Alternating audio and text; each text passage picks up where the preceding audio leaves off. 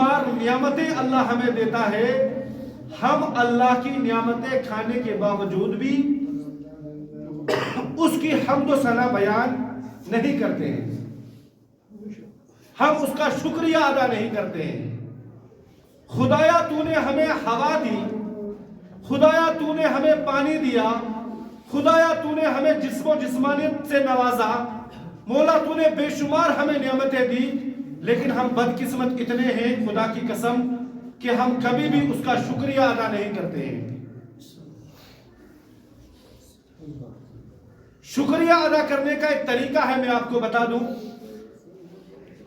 میں نے قرآن پاک میں ایک آیت کریمہ میں نے آپ حضرات کے سامنے پڑھی ہے۔ اللہ ارشاد فرماتا ہے وَأَقِيمُوا الصَّلَاةَ وَآتُوا الزَّكَاةَ وَأَطِيعُوا الرَّسُولَ۔ کتنی باتیں ہوئی ہیں؟ 3 باتیں میری طرف تک سارے پڑھے لکھے ہی ہیں، کچھ بزرگ ہیں جن کو سنائی نہیں دیتا ہے وہ الگ سوال ہے، باقی بچے نوجوان سارے ہیں الحمدللہ۔ کتنی باتیں ہوئی ہیں؟ 3 باتیں ہوئی۔ پہلی بات کیا ہے؟ وَأَقِيمُوا الصَّلَاةَ۔ دوسری بات کیا بتائی؟ وَآتُوا الزَّكَاةَ۔ تیسری بات کیا بتائی؟ وَأَطِيعُوا الرَّسُولَ۔ یہ 3 باتیں آپ نے کرنی ہی کرنی ہے۔ نماز قائم کرو، زکوٰۃ ادا کرو اور اطاعت کرو جناب محمد رسول اللہ صلی اللہ علیہ وسلم۔ یہ 3 باتیں ہیں، اور جس نے اطاعت کی رسول کی وہ یہ 2 باتیں تو کرے گا ہی کرے گا۔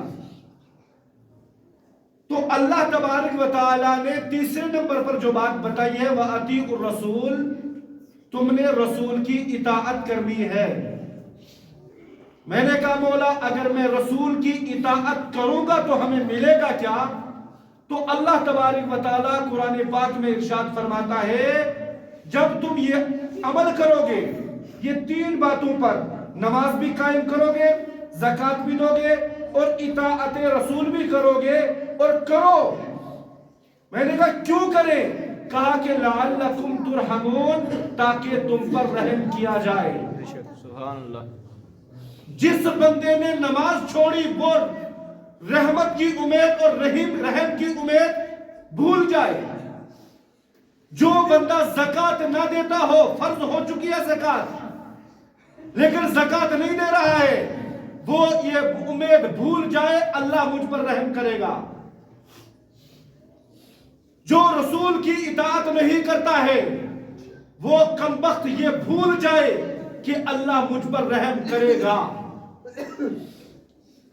کھانا تو کافر بھی کھاتا ہے، ہم سے اچھا کھاتا ہے، کھانا تو یہودی بھی کھاتا ہے، کھانا تو وہ تو نرسمہانند سرسوتی وہ بھی کھاتا ہے، تم سے اچھا کھاتا ہے، لیکن اس کا مطلب یہ تھوڑی ہے کہ اللہ نے اس پر رحم کیا ہے۔ اس کا مطلب یہی لیں گے ہم اس پر اللہ نے رحم نہیں کیا ہے، وہ بھی کھانا کھاتا ہے، اور کیسا کھانا کھاتا ہے؟ گوبر کھاتا ہے، پیشاب پیتا ہے، اور بھی کافی چیزیں کھاتا ہے، لیکن اللہ تعالیٰ نے اس کے نفس کو اسی سے بھرنا ہے، لیکن دے رہا ہے گالی جناب محمد رسول اللہ کو، اور ہم کیا کہیں کہ ہم وہ گالی دے رہا ہے۔ سانپ کا کام ہے کاٹنا، سانپ کا کام ہے ڈسنا، تم مجھے بتاؤ تم نے کتنی سہولیت جناب محمد رسول اللہ کو پہنچائی۔ نبی دو عالم صلی اللہ علیہ وسلم نے ارشاد فرمایا جس نے داڑھی منڈوائی اس نے نبی کے چہرے پر زخم مارے، جس نے نماز چھوڑی اس نے نبی کی آنکھ کو تکلیف دیا۔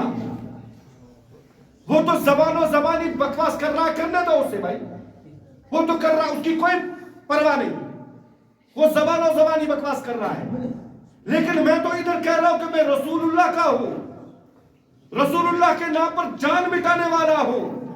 کم وقت کو 2 ٹائم کی نماز پڑھنے کی فرصت نہیں ہے اور چلا ہے محمد کے دین کو بچانے۔ یہ بدقسمتی نہیں تو اور کیا ہے؟ ہمیں فرصت ہی نہیں مل رہی ہے، اپنے کاموں میں مگن ہے، جسم سے بدبو آ رہی ہے، کپڑے 4 دن کے پہنے ہوئے ہیں، سر پہ ٹوپی طریقے کی نہیں ہے، جیکٹیں پہنی ہوئے ہیں پتہ نہیں صدیوں کی، میلے کچیلے پہنے ہوئے ہیں. جب تو مسجد میں آئے گا نا تو صاف شفاف ہو جائے گا، کیونکہ اللہ کے گھر میں وہی آتا ہے جو پاک ہوتا ہے. جب تجھے فکر ہوگی کہ مجھے مسجد اللہ کے گھر میں جانا ہے. اب جمعے کے دن ہم آتے ہیں نا، ایک ہے نماز 60 کی، ایک ہے کھاٹ کی، ایک ہے 360 کی. جب جب یہ عمل کرتے ہو آپ، جمعے والے جو نمازی ہیں انہیں 8 کی کہتے ہیں، یہ 8ویں دن پڑھتے ہیں نماز.